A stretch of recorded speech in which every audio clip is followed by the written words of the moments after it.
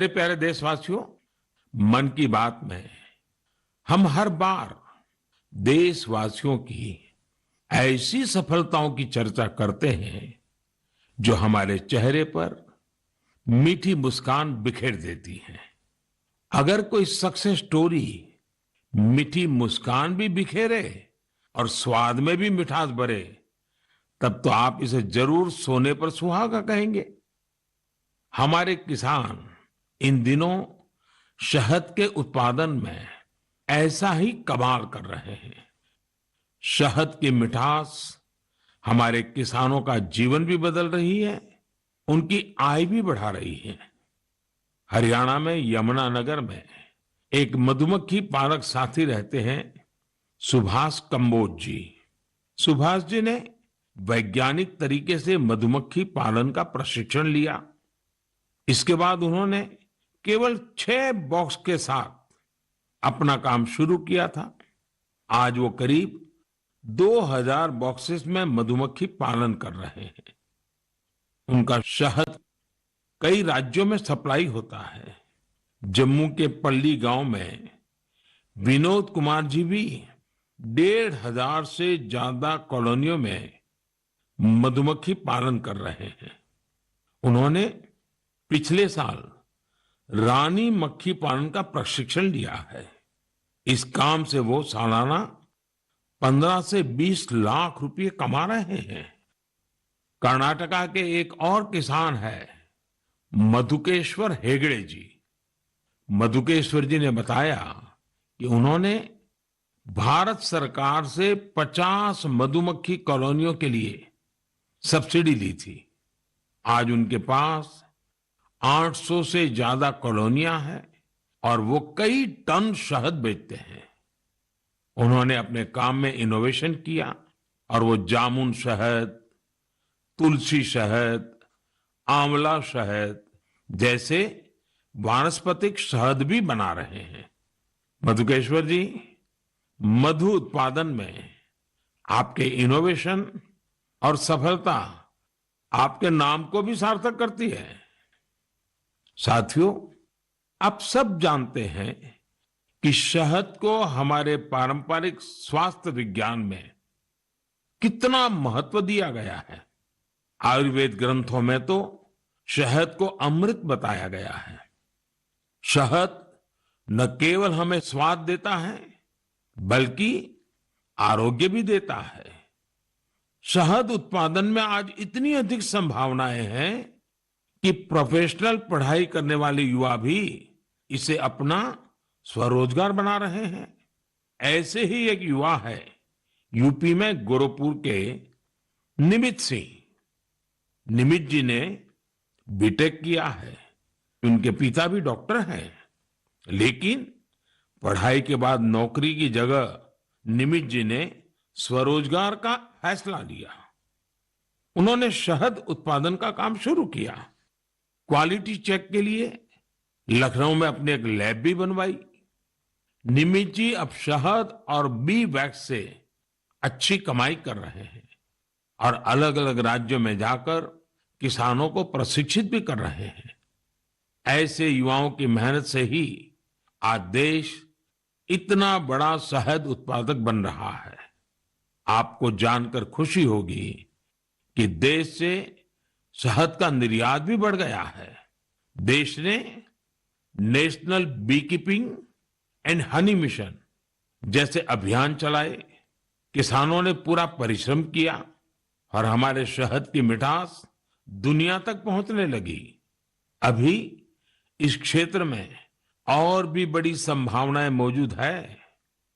मैं चाहूंगा कि हमारे युवा इन अवसरों से जुड़कर उनका लाभ लें और नई संभावनाओं को साकार करें। मेरे प्यारे देशवासियों, मुझे हिमाचल प्रदेश से मन की बात के एक श्रोता श्रीमान आशीष बहल जी का एक पत्र मिला है। उन्होंने अपने पत्र में चंबा के मिंजर मेले का जिक्र किया है। दरअसल मिंजर मक्के के फूलों को कहते हैं। जब मक्के में मिंजर आते हैं तो मिंजर मेला भी मनाया जाता है और इस मेले में देश भर के पर्यटक दूर दूर से हिस्सा लेने के लिए आते हैं। संयोग से मिंजर मेला इस समय चल भी रहा है। आप अगर हिमाचल घूमने गए हुए हैं तो इस मेले को देखने चंबा जा सकते हैं। चंबा तो इतना खूबसूरत है कि यहाँ के लोक गीतों में बार बार कहा जाता है, चंबे एक दिन ओना कने महीना रहना। यानी जो लोग एक दिन के लिए चंबा आते हैं वे इसकी खूबसूरती देखकर महीने भर यहां रह जाते हैं। साथियों, हमारे देश में मेलों का भी बड़ा सांस्कृतिक महत्व रहा है। मेले जन मन दोनों को जोड़ते हैं। हिमाचल में वर्षा के बाद जब खरीफ की फसलें पकती हैं तब सितंबर में शिमला, मंडी, कुल्लू और सोलन में सैरी या सैर भी मनाया जाता है। सितंबर में ही जागरा भी आने वाला है।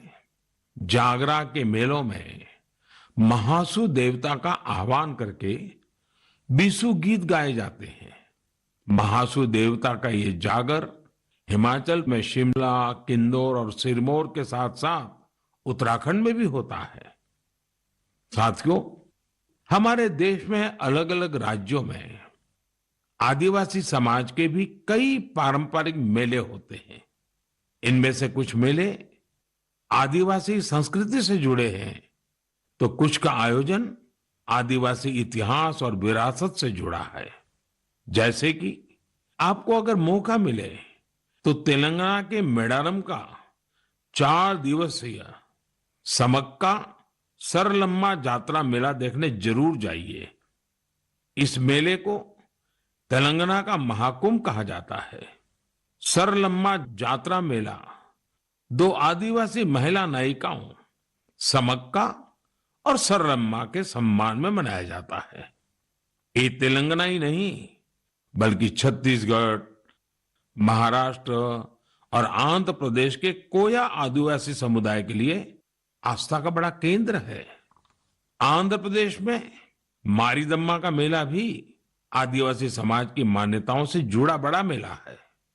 मारीदम्मा मेला ज्येष्ठ अमावस्या से आषाढ़ अमावस्या तक चलता है और यहाँ का आदिवासी समाज इसे शक्ति उपासना के साथ जोड़ता है। यहीं पूर्वी गोदावरी के पेद्दापुरम में मरीदम्मा मंदिर भी है। इसी तरह राजस्थान में गरासिया जनजाति के लोग वैशाख शुक्ल चतुर्दशी को सियावा का मेला या मनखारो मेला का आयोजन करते हैं। छत्तीसगढ़ में बस्तर के नारायणपुर का मावली मेला भी बहुत खास होता है। पास ही मध्य प्रदेश का भगोरिया मेला भी खूब प्रसिद्ध है। कहते हैं कि भगोरिया मेले की शुरुआत राजा भोज के समय में हुई है।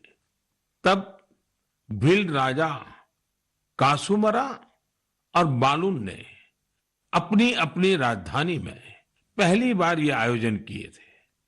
तब से आज तक ये मेले उतने ही उत्साह से मनाए जा रहे हैं। इसी तरह गुजरात में तरणेतर और माधवपुर जैसे कई मेले बहुत मशहूर है। मेले अपने आप में हमारे समाज जीवन की ऊर्जा का बहुत बड़ा स्रोत होते हैं। आपके आसपास भी ऐसे ही कई मेले होते होंगे। आधुनिक समय में समाज की पुरानी कड़ियां एक भारत श्रेष्ठ भारत की भावना को मजबूत करने के लिए बहुत जरूरी है। हमारे युवाओं को इनसे जरूर जुड़ना चाहिए और आप जब भी ऐसे मेलों में जाएं, वहां की तस्वीरें सोशल मीडिया पर भी शेयर करें। आप चाहें तो किसी खास हैशटैग का भी इस्तेमाल कर सकते हैं। इससे उन मेलों के बारे में दूसरे लोग भी जानेंगे। आप कल्चर मिनिस्ट्री की वेबसाइट पर भी तस्वीरें अपलोड कर सकते हैं। अगले कुछ दिन में कल्चर मिनिस्ट्री एक कंपटीशन भी शुरू करने जा रही है, जहां मेलों की सबसे अच्छी तस्वीरें भेजने वालों को इनाम भी दिया जाएगा। तो फिर देर नहीं कीजिए, मेलों में घूमिए, उनकी तस्वीरें साझा करिए और हो सकता है आपको इसका इनाम भी मिल जाए।